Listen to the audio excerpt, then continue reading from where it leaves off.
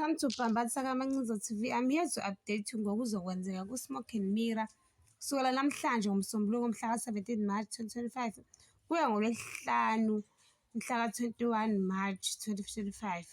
NgoMsombuluko mhla ka-17 March 2025, when Pendulos accused Caesar of making Thandiswa's kill herself, Caesar realizes he has a problem on his hands. The Dlaminis family clash over how to deal with Kayisa's suicide attempts. NgoLwesibili mhla 18 March 2025, Pendulos, frustrated by Sakile's inaction over Caesar's role in his mother's death, decided to take justice into his own hands, searching for a gun. NgoLwesithathu mhla 19 March 2025, uPendulo almost shoots Caesar. Thandiswa warns Sobhuza, but he uninterested.